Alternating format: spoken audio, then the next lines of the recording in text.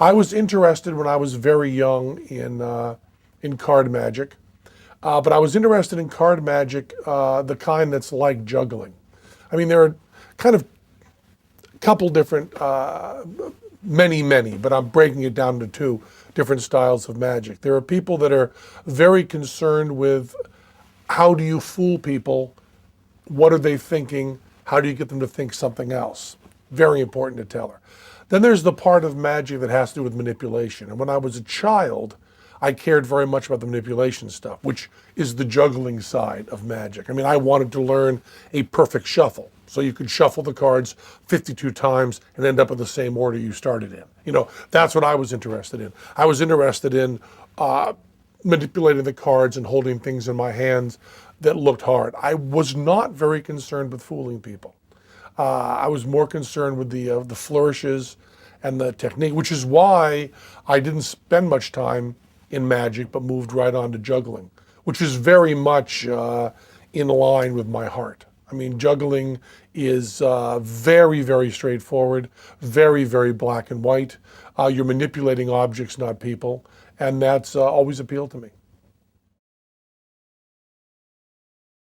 Magic has so few people working in it that it moves very, very slowly. I would say that you don't get much, you know, you've got this huge burst of change in magic with Houdini, who did not invent but popularized the idea of magician as a spokesman for skepticism. You know, we've learned to lie to people, now we'll teach you how others are lying to you.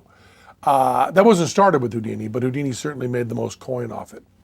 Then you go on and you've got Doug Henning bringing, you know, magicians with kind of a hippie sensibility, which doesn't mean much. You've got a bunch of other magicians doing that kind of torturing women in front of Mylar to, you know, bad Motown music in front of a Mylar curtain, you know, I mean, that kind of stuff.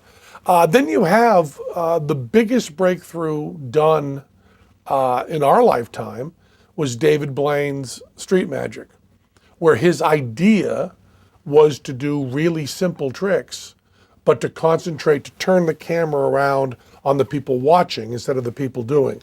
So to make the audience watch the audience, which that first special, Street Magic, is the best TV magic special ever done and really, really does break new ground. Then a lot of people jump in and start doing it and turn it into pure suck. I mean, that whole form is sucks now. I mean, no one's doing good stuff in it. But when David Blaine first did it, before he did all the, I'm really, no kidding, honestly, I'm not going to eat, swear to God, I'm not eating, no, really, I'm not eating, no, it's not a trick, I'm really not eating. I don't know what that is. But that first street magic thing was just brilliant. I don't think the future of, I think the future of magic, and of course, you don't want to forget Siegfried and Roy, who invented the idea of doing an animal act while doing a magic act, and invented the idea of full Vegas show. I mean, all of those are big breakthroughs, but you don't get the kind of, you don't get the number of, just the raw number of people like you have in music. When you have the number of people you have in music, you can have, you know, instantly Hendrix and James Brown turn into Prince. OK Go was able to pop up out of, you know, the lack of irony that comes in out of kind of punk, but also emo, and kind of, you don't have hundreds and hundreds of thousands, millions of people working in it. In magic, you're talking about thousands of people. So being several orders of magnitude down, you just don't get that kind of evolution. So in 20 years, I imagine magic will be damn similar to how it is now.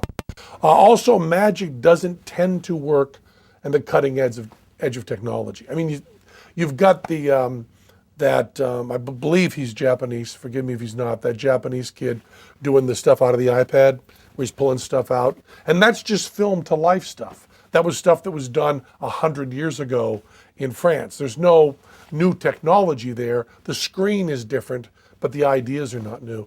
And most shows, our show certainly, but David Copperfield, Chris Angel, David Blaine, Lance Burton.